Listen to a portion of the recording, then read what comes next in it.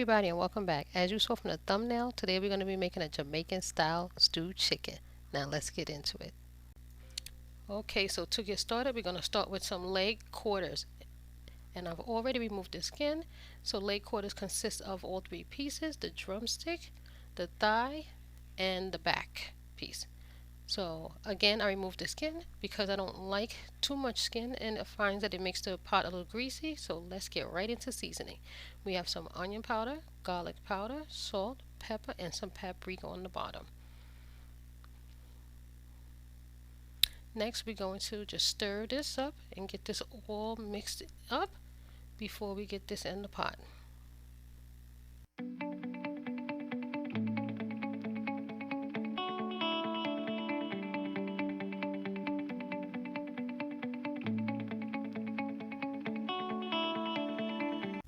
Okay, now that we have this all mixed up, let's get this on over here and get this into our pot. Here I have a tablespoon and a half of olive oil, and I'm just going to put this chicken directly in the pot to brown.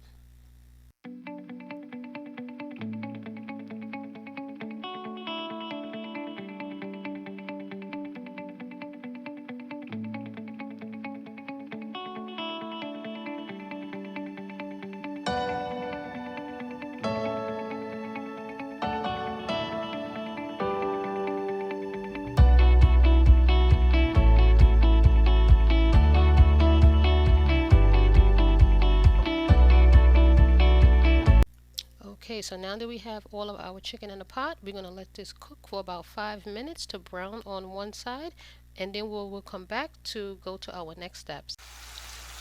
Okay, our chicken has been now browning or simmering on one side for 5 minutes. I'm going to just give them a quick turn here.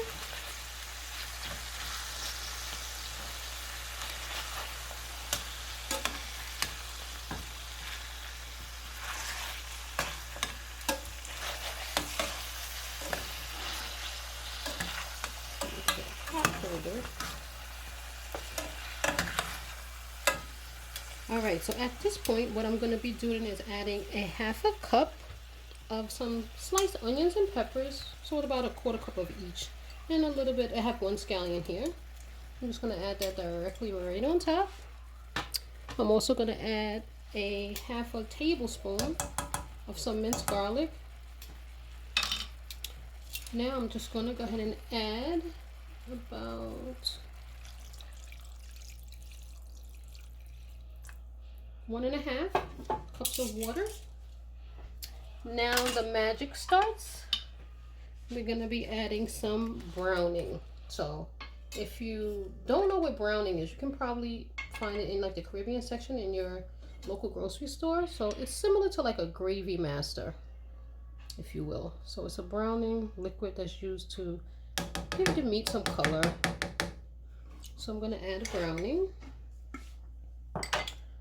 And then I'm going to be adding some here we have some dried thyme leaves and a couple of whole pimento. And then let me give this a quick stir.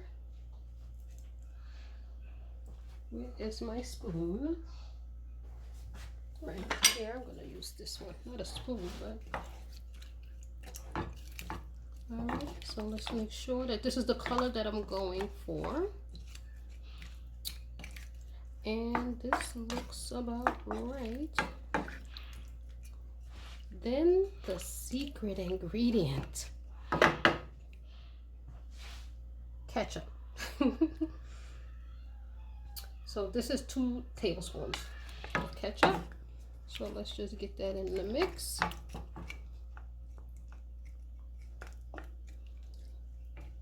Okay, and I'm going to bring this to a boil. I'm actually going to cook it for at least, let's do 15 minutes on a medium heat before we even come back to check it.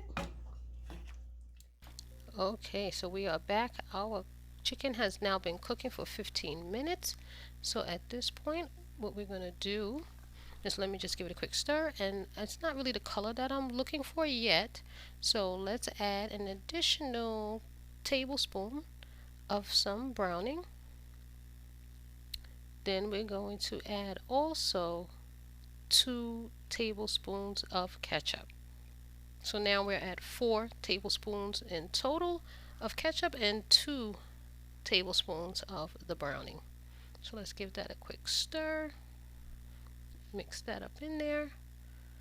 So at this point, we're going to add a couple of additional ingredients. So let's start with some chopped carrots. So it's just a carrot, like a one medium carrot that I like sliced on a diagonal. And at this point, I'm also going to add a scotch bonnet pepper. Please note, I'm adding it whole. This pepper is extremely hot if it bursts. So if you do not like spicy, please just make sure to babysit it like I'm going to do here and make sure it doesn't burst because it will be too hot and I probably wouldn't be able to eat it.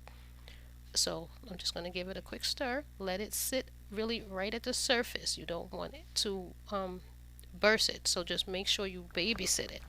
And that's it. So we will go ahead and let that simmer in there. You just want to get the flavor from the pepper, but not necessarily the spiciness.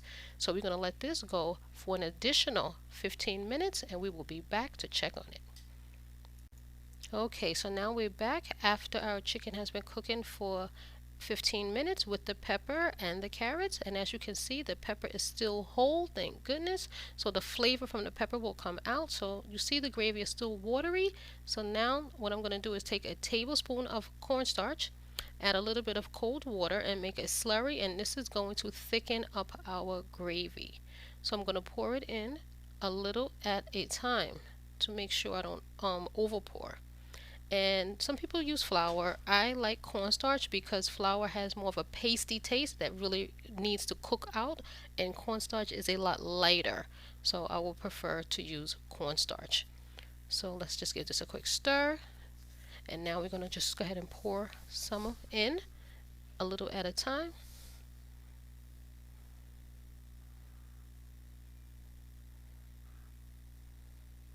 So there's the first pour. You just want to just give it a stir to see how thick it is or how thin it is still, and whether or not you want to add a little bit more. So at this point, I'm going to go ahead and add a little bit more. And again, watch that pepper. I want to make sure I don't bust it top off.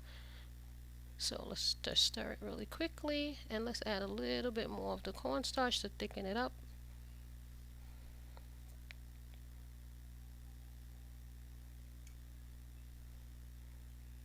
Alright, so let's give that a stir in there to see how thick it is now.